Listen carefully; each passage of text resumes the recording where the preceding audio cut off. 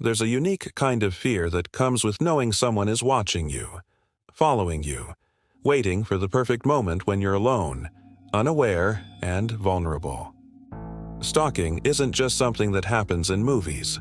These are 3 terrifying true stories of people who were followed, hunted, and nearly destroyed by someone who refused to leave them alone.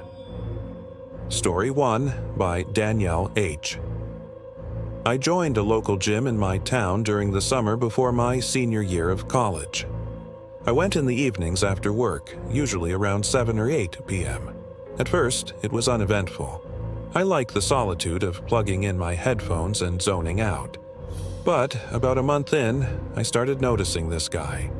He looked to be in his late 20s, average build, kind of plain. He always seemed to be working out near me. Same machines, same timing. At first, I chalked it up to coincidence. Then the smiles started. He'd nod, grin, and eventually started saying hi. Nothing aggressive, just enough to notice. Then he began waiting for me by the water fountain, casually asking questions. Where I worked, what I was studying, if I was seeing anyone. I gave vague answers and started changing my schedule, coming in at different times. No matter what, he was there. One night, after cutting my workout short, I left quickly and walked to my car. As I unlocked the door, I saw movement behind me in the reflection of the window. I spun around. It was him. "You dropped this," he said, holding out a hair tie that wasn't mine. I didn't say anything, just got in and locked the doors. He stood there for a moment, staring before walking off. The next morning, I found a note under my windshield wiper. "You're hard to find when you keep changing your schedule." I went to the gym manager and showed them the note. They checked the cameras and identified the guy. Turns out he wasn't even a member. He had been sneaking in behind other people. I filed a police report. He was arrested outside my workplace a week later, sitting in his car with binoculars and a knife. He had my class schedule, work hours, and even my address in his glove compartment. If you're enjoying these creepy stories so far, make sure to like the video, leave a comment, and subscribe for more. If you have a terrifying experience of your own, send it to the email in the description below. Story 2 by Marcus W. I moved into a new apartment complex after a breakup. Just needed a fresh start. The unit was on the 2nd floor, quiet, small, nothing fancy. My upstairs neighbor was a man in his late 30s.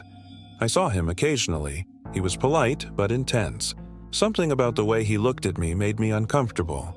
He started knocking on my door to borrow stuff. Sugar, duct tape. Once even asked if I had a flashlight. Always at night. Then I noticed things going missing. A hoodie, a pair of headphones, even a set of keys. I thought maybe I misplaced them. But it kept happening. One evening, I got home to find my front door slightly ajar.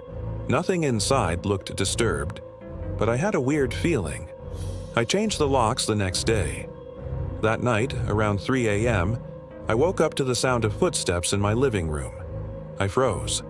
My bedroom door was closed. I didn't have pets. I grabbed my phone and dialed 911, whispering what was happening. When police arrived, they found the guy from upstairs hiding in my closet. He had a key, my original one. He admitted to making a copy when he borrowed it to make an imprint. He said he just wanted to be close to someone. Said he watched me sleep almost every night for weeks. The police found a hole drilled in his floor that looked down into my bathroom. I moved out the next day. Story 3 by Leah M. I dated this guy, Chris, for about 6 months. Things started off normal, even sweet, but he became possessive quickly. Always wanted to know where I was, who I was with, what I was doing. When I broke up with him, he didn't take it well. At first, it was just texts, dozens a day. Then voicemails, then emails, then silence. I thought maybe he finally moved on, until I started finding things on my porch. A stuffed animal, a bouquet of dead flowers. Once, a single black glove. I called the police and filed a restraining order. It helped for a few weeks. Then one night I came home to find my front door open. I know I locked it. Inside, nothing was missing. But everything was just slightly off. Cabinets left open, couch cushions flipped, TV volume cranked up. Then I heard my phone ring. It was a number I didn't recognize. Like the new arrangement? It was him. He said he had a key, that he was going to fix things, that he wanted to start over. I ran to a neighbor's house and called the police. They didn't find him that night. 2 weeks later, he was caught trying to break into my house with a duffel bag full of zip ties, a wig, and a burner phone. He had a notebook with detailed entries about my schedule. He's in jail now, but I still check every lock, every window, because people like that don't just stop. Not really. Stalkers don't wear masks or hide in the shadows, not always.